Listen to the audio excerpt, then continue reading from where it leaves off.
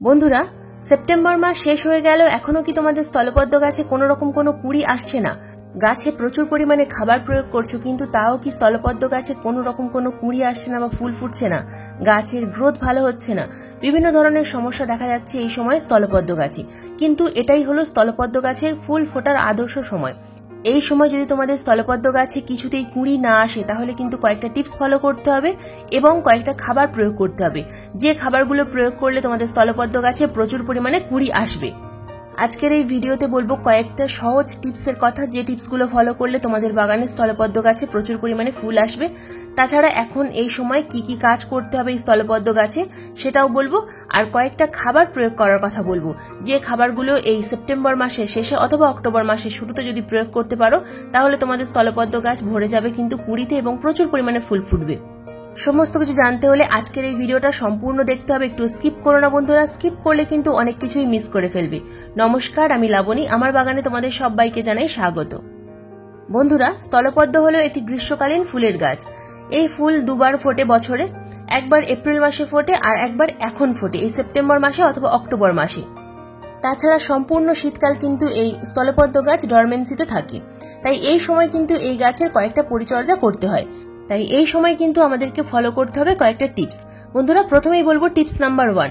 Tips number 1 হলো, তোমাদের বাগানে যদি স্থলপদ্ম গাছ থেকে না থাকে, তাহলে তোমরা এই সময় স্থলপদ্ম গাছের চারা নার্সারি থেকে কিনে এনে প্রতিস্থাপন করতে পারো, অথবা ডাল থেকেও তোমরা কিন্তু চারা গাছ তৈরি করতে পারো। আমি তোমাদের আগের ভিডিওতে কিভাবে ডাল থেকে চারা গাছ তৈরি করতে হয় সেটা দেখিয়েছিলাম, তো সেই ভিডিও তোমরা অবশ্যই দেখে নাও এবং দেখে নিয়ে নতুন চারা গাছ কিন্তু এই সময়ও তৈরি করতে পারবে। যেহেতু এটা স্থলপদ্ম গাছের গ্রোথের সময়, তাই এই সময় যদি তোমরা ডাল, কোকোপিট অথবা বালির মধ্যে প্রতিস্থাপন করতে পারো, তাহলে কিন্তু নতুন নতুন চারা গাছ প্রচুর পরিমাণে পেয়ে যাবে। তাছাড়া তোমরা এই সময় নার্সারি থেকে চারা গাছ কিনে এনে প্রতিস্থাপন করতে পারো। সমপরিমাণ মাটি এবং কম্পোস্ট এবং 20% অর্থাৎ 2 মুঠো পরিমাণ কোকোপিট একসাথে মিশিয়ে নিয়ে তোমরা কিন্তু এই স্থলপদ্ম গাছের চারা তোমাদের বাগানে প্রতিস্থাপন করতে পারো। এই সময় যদি তোমরা চারা গাছ প্রতিস্থাপন করো, তাহলে কিন্তু তোমাদের বাগানে স্থলপদ্ম গাছে প্রচুর পরিমাণে কুঁড়ি আসবে। যেমনটা তোমরা সামনেই দেখতে পাচ্ছ, এটা একটা হলুদ রঙের স্থলপদ্ম গাছ, তো এই গাছেও কিন্তু প্রচুর পরিমাণে কুঁড়ি এসছে। Tips number 2, variety. ভ্যারাইটি বিভিন্ন ধরনের হয়, থোকা স্থলপদ্ম, তাছাড়া সিঙ্গেল পেটাল স্থলপদ্ম। আমার বাগানে একটা ডাবল পেটাল রয়েছে এবং দুটো সিঙ্গেল পেটাল স্থলপদ্ম রয়েছে, একটা হলুদ রঙের, একটা গোলাপি রঙের, এবং যেটা থোকা স্থলপদ্ম সেটা দিনে 3 বার কালার চেঞ্জ হয়, তো এটাকে কালার চেঞ্জিং ফ্লাওয়ারও বলা হয়। টিপস নাম্বার 3, এই সময় কিন্তু তোমরা তোমাদের স্থলপদ্ম গাছের রিপোর্টিং করতে পারো, কারণ এটা স্থলপদ্ম গাছের রিপোর্টিং করার সময়। এই সময় যদি তোমরা স্থলপদ্ম গাছের রিপোর্টিং করতে পারো, তাহলে কিন্তু তোমাদের গাছে প্রচুর পরিমাণে ফুল আসবে। এই গাছটার আমি কিন্তু আগের ভিডিওতে রিপোর্টিং করা দেখিয়েছিলাম, কিভাবে রিপোর্টিং করতে হয়। টিপস নাম্বার 4, কাটাই ছাঁটাই। বন্ধুরা, এই সময় কিন্তু তোমরা তোমাদের বাগানের কোনো ভালো ডাল কাটাই ছাঁটাই করবে না। প্রুনিং করার সময় কিন্তু সেপ্টেম্বর মাসের প্রথমের দিকে ছিল, আগস্ট মাসের শেষে অথবা সেপ্টেম্বর মাসের প্রথমে, কিন্তু এই সময় বর্ষার পর গাছে প্রচুর পরিমাণে ডাইব্যাক ডাল এসে যায়। তো আমার বাগানে গাছে একটা ডাল ডাইব্যাক হয়ে গেছে, তো আমি সেটাই তোমাদের সাথে শেয়ার করছি। যদি তোমাদের বাগানের এইরকম স্থলপদ্ম গাছে কোনো ধরনের ডাল শুকিয়ে যায়, এই শুকনো ডালটাকে কিন্তু তোমরা অবশ্যই কেটে ফেলবে। তার কারণ, শুকিয়ে যাওয়া ডাল গাছের মধ্যে রাখলে সেই শুকিয়ে যাওয়া ডাল থেকে কিন্তু ফাঙ্গাস অ্যাটাক করবে এবং ধীরে ধীরে সম্পূর্ণ গাছটা শুকিয়ে মারা যাবে। এই কারণে কিন্তু অনেক সময় স্থলপদ্ম গাছ মারা যায়। তো আমি দেখো ডালটাকে সম্পূর্ণ ভেঙে ফেললাম, তো কতটা শুকিয়ে গেছে নিশ্চয়ই তোমরা বুঝতে পারছো, যে হাত দিয়ে চাপ দিলেই ভেঙে যাচ্ছে। তো এই ভাঙা অংশে আমি কিন্তু ফাঙ্গিসাইডের প্রলেপ লাগিয়ে দেবো, তার কারণ এখান থেকে কিন্তু ফাঙ্গাসটা ছড়িয়ে যাচ্ছে সম্পূর্ণ গাছে। তো এই বর্ষাকালে, অতিরিক্ত বর্ষায় কিন্তু এই সমস্যাটা খুব বেশি দেখা যায়। তো তোমাদের হাতের কাছে যে কোনো ফাঙ্গিসাইড থাকবে সেটাই তোমরা প্রয়োগ করবে। আমি এখানে প্রয়োগ করছি কপার অক্সিক্লোরাইড যুক্ত ফাঙ্গিসাইড। তো যে কোনো ভালো মানের ফাঙ্গিসাইড দিলে কিন্তু কাজ ভালো হয়, তাড়াতাড়ি গাছটা সুস্থ হয়ে যায়। টিপস নাম্বার 5, বন্ধুরা, এই সময় তোমরা স্থলপদ্ম গাছকে কিন্তু ফুল সানলাইটের মধ্যে রাখবে। যেহেতু এটা একটা গ্রীষ্মকালীন ফুলের গাছ, সান লাভিং প্ল্যান্ট, সেই কারণে এটাকে তোমরা কিন্তু এই গাছটাকে সূর্যালোকের মধ্যে রাখবে। অন্তত 4 থেকে 5 ঘন্টা পরিমাণ সূর্যের আলো পেলে তবেই কিন্তু এই গাছে কুঁড়ি আসবে। তোমরা দেখতেই পাচ্ছ আমার গাছে কিন্তু কুঁড়ি চলে এসছে। এটা একটা ডাবল পেটাল স্থলপদ্ম, সিঙ্গেল পেটালেও প্রচুর পরিমাণে কুঁড়ি এসছে এবং ডাবল পেটালেও এতদিন পর কিন্তু ছোট ছোট কুঁড়ির দেখা পাওয়া গেছে। তো গাছে আমি আগের মাসে যে খাবার প্রয়োগ করেছিলাম, সেই খাবার প্রয়োগ করার ফলে কিন্তু গাছে প্রচুর পরিমাণে কুঁড়ি এসছে। আর কিন্তু আমি কোনো রকম কোনো খাবার প্রয়োগ করিনি। মাসে 2 বার খাবার প্রয়োগ করেছিলাম সেপ্টেম্বর মাসে, আর অক্টোবর মাসে কি খাবার প্রয়োগ করব সেটাই আজকে তোমাদের সাথে আমি শেয়ার করব। তো তার আগে বলে দিই বন্ধুরা টিপস নাম্বার 6 হলো এই গাছের মাটি তোমরা কেমন রাখবে। এই গাছের মাটি সব সময় ময়েশ্চার রাখবে, ময়েশ্চার মেনটেন করলে তবেই কিন্তু গাছে কুঁড়ি আসবে।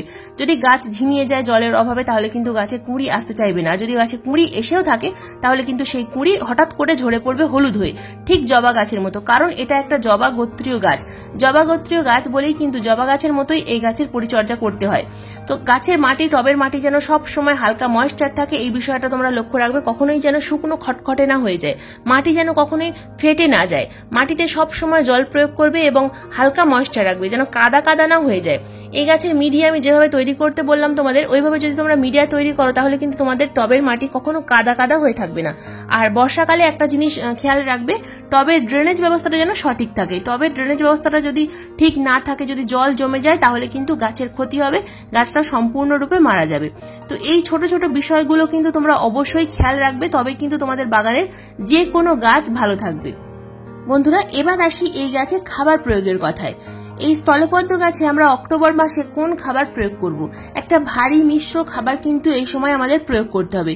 ভারী মিশ্র খাবার প্রয়োগ করলে তবেই কিন্তু গাছে কুঁড়ি আসবে। আর যে গাছে কুঁড়ি এসে গেছে, যেমন আমার গাছে কুঁড়ি এসে গেছে, এই গাছগুলোতে যদি আমরা ভারী মিশ্র খাবার এই সময় প্রয়োগ করতে পারি তাহলে কিন্তু কুঁড়ির পরিমাণ আরো দ্বিগুণ হয়ে যাবে এবং গাছে সমস্ত ফুল কিন্তু ফুটবে। তো কি খাবার আমি নিয়েছি এখানে দেখো তোমরা, এখানে কোন কোন খাবার নিয়েছি, অনেকগুলো খাবার নিয়েছি। তো সবগুলোই কিন্তু জৈব খাবার। তো কি কি খাবার নিয়েছি, প্রথম যে খাবারটা নিয়েছি, সমস্ত খাবার কিন্তু আমি চামচ ভেবে নিয়েছি। তো যেহেতু এটা একটা 12 ইঞ্চি টব, স্থলপদ্ম গাছ কিন্তু একটু বড় টবে ভালো হয়। তো ছোট গাছ হলে ছোট টবে বসাবে, আর বড় গাছ হলে বড় টবে থাকবে, তাহলে কিন্তু গাছে কুঁড়ি আসবে। তো দেখো আমি এখানে নিয়েছি প্রথমে ইউজ করা চা পাতা। ইউজ করা চা পাতা আমি এখানে নিয়েছি 4 চামচ পরিমাণ, 4 থেকে 5 চামচ পরিমাণ নিতে হবে। এরপর নিয়েছি বন্ধুরা এখানে 2 চামচ পরিমাণ নিমখোল। নিমখোলের পরিবর্তে তোমরা কিন্তু এখানে নিম পাতা শুকনো করে গুঁড়ো করেও নিতে পারো যদি নিমখোল হাতের কাছে না থাকে। এরপর নিয়েছি বন্ধুরা এখানে সিউইড গ্র্যানুলস। তো সিউইড গ্র্যানুলস যদি না থাকে তোমরা কিন্তু এখানে পেঁয়াজের খোসার গুঁড়ো নিতে পারো। পেঁয়াজের খোসার গুঁড়ো কিন্তু সিউইডের কাজ করে। যদি সিউইড লিকুইড থাকে সেক্ষেত্রে তোমরা সিউইড লিকুইড এই খাবারগুলো প্রয়োগ করার পর 1 লিটার জলে 2 ml মিশিয়ে সেটা টবের মাটিতে প্রয়োগ করতে পারো। এরপর যে খাবারটা নিয়েছি সেটা হলো শিংকুচি। শিংকুচি আমি এখানে নিয়েছি 1 চামচ পরিমাণ, তার কারণ যে কোনো নাইট্রোজেন সমৃদ্ধ খাবার আমি এখন কিন্তু একটু কম পরিমাণে ব্যবহার করছি, তার কারণ গাছে কিন্তু কুঁড়ি এসে গেছে।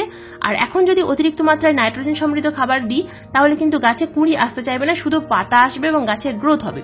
তো এরপর যেটা দেখালাম সেটা হলো 2 চামচ পরিমাণ হাড়ের গুঁড়ো নিয়েছি ক্যালসিয়াম এবং ফসফরাসের জন্য, আর নিয়েছি 1 চামচ পরিমাণ বায়ো পটাশ। বন্ধুরা বায়ো পটাশের পরিবর্তে তোমরা এখানে 1/2 চামচ পরিমাণ লাল পটাশ অথবা 1/2 চামচ পরিমাণ সাদা পটাশ নিতে পারো। তাছাড়া তোমরা এখানে পাকা কলার খোসার গুঁড়ো নিতে পারো 5 চামচ পরিমাণ। তো সাদা রঙের যেটা পাউডারটা দেখছো এটা হলো ট্রাইকোডার্মা ভিরিডি। যেহেতু বর্ষাকাল, মাঝে মধ্যে বৃষ্টি হচ্ছে, আমাদের টবের মাটিতে কিন্তু ফাঙ্গাস জন্মাবে। তো যে কারণে আমার গাছে দেখলে তোমরা যে শুকনো একটা ডাল শুকিয়ে গেছে, তো এই ফাঙ্গিসাইড, এই জীবন্ত ছত্রাক যদি আমরা প্রয়োগ করতে পারি তাহলে কিন্তু এই সমস্যাটা অনেকটাই কমে যাবে। যে কারণে আমি এই ট্রাইকোডার্মা ভিরিডি নিয়েছি। তোমাদের কাছে থাকলে নেবে, না থাকলে নেওয়ার প্রয়োজনে সামান্য পরিমাণ হলুদ গুঁড়ো তোমরা মিশিয়ে দিতে পারো। 1 চামচ পরিমাণ হলুদ গুঁড়ো এই খাবারের সাথে মিশিয়ে তোমরা টবের মাটিতে প্রয়োগ করতে পারো। তো সমস্ত খাবার আমি কিন্তু খুব ভালোভাবে মিশিয়ে নিয়েছি। যে কোনো খাবার খুব ভালোভাবে মিশিয়ে নিয়ে তবেই কিন্তু টবের মাটিতে প্রয়োগ করবে। তো দেখো এই খাবারটা আমি কিন্তু সম্পূর্ণটা ভালোভাবে মিশিয়ে টবের কিনারা বরাবর চারিদিকে ছড়িয়ে দিচ্ছি। চারিদিক দিয়ে খাবারটা প্রয়োগ করলে গাছ কিন্তু চারিদিক থেকে খাবারটা গ্রহণ করতে পারবে এবং খুব ভালোভাবে মাটি দিয়ে চাপা দিয়ে দিতে হবে। এর ওপরে দিয়ে দেবো আমি সামান্য পরিমাণ কম্পোস্ট। তো একদম 3 থেকে 4 মুঠো পরিমাণ গোবর সার, 1 বছরের পুরনো গোবর সার আমি এখানে দিচ্ছি। তোমরা এখানে ভার্মি কম্পোস্ট দিতে পারো, তবে কম্পোস্টের পরিমাণ এই সময় একটু কম দিতে হবে, তার কারণ এখন গাছের গ্রোথ হলে হবে না, এখন গাছে কুঁড়ি আনতে হবে। যদি তোমাদের গাছ ছোট থাকে, যদি এখন ফুল না আসে, ছোট গাছে ফুল খুব একটা আসে না, গাছের অন্তত 1 থেকে 2 বছর বয়স হলে তবেই কিন্তু গাছে ফুল আসে। তো যদি তোমাদের গাছ ছোট থাকে তাহলে কিন্তু তোমরা সেই গাছে কম্পোস্টের পরিমাণ একটু বেশি দেবে, কারণ সেই গাছের গ্রোথের প্রয়োজন। আর এই বড় গাছগুলোতে ফুল আসবে, সেই কারণে আমি কিন্তু কম্পোস্টের পরিমাণটা একটু কম দিলাম। বন্ধুরা খাবার প্রয়োগ করার পর দিয়ে দিলাম ভরপুর মাত্রায় জল। এবার আমরা গাছে যেটা স্প্রে করব সেটা হলো পিজিআর। Plant growth regulator. এটা হলো মিরাকুলান। আমি আমার গাছে মূলত মিরাকুলান খুব সমস্যায় পড়লে তখন মিরাকুলান স্প্রে করি, কিন্তু যদি গাছে কুঁড়ি চলে আসে তাহলে মিরাকুলান স্প্রে করি না। মিরাকুলান যদি একেবারেই গাছে কুঁড়ি না আসে তখন তোমরা এটা প্রয়োগ করবে, প্ল্যান্ট গ্রোথ রেগুলেটর। মিরাকুলান 1 লিটার জলে 2 ml মিশিয়ে 15 দিন অন্তর অন্তর খুব সকালবেলা গাছের পাতায় স্প্রে করলে গাছে কিন্তু কুঁড়ি চলে আসে। এটা ফুল ফল যে কোনো গাছে প্রয়োগ করা যায়। এবার আসি পোকামাকড়ের কথায়।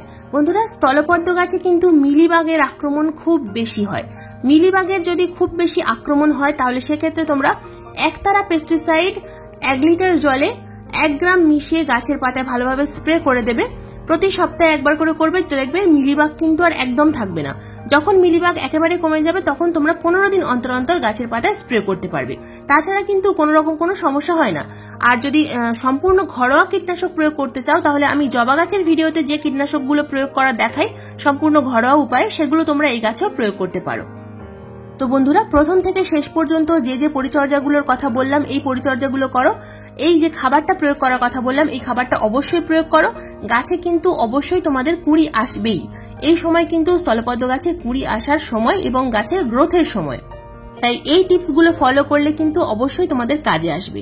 তো বন্ধুরা, এই ছিল আমার স্থলপদ্ম গাছের অক্টোবর মাসের ভিডিওটা কেমন লাগলো অবশ্যই কমেন্ট করে জানাবে। ভালো লাগলে একটা লাইক করো, শেয়ার করো, হাইপ করো। চ্যানেলে যদি নতুন বন্ধু হয়ে থাকো চ্যানেলটাকে সাবস্ক্রাইব করে পাশের বেল আইকনটা প্রেস করে দিও এইরকম বাগান সংক্রান্ত নিত্য নতুন ভিডিও দেখার জন্য। আজকের ভিডিওটা সম্পূর্ণ মনোযোগ দিয়ে দেখার জন্য তোমাদের সবাইকে জানাই অসংখ্য অসংখ্য ধন্যবাদ।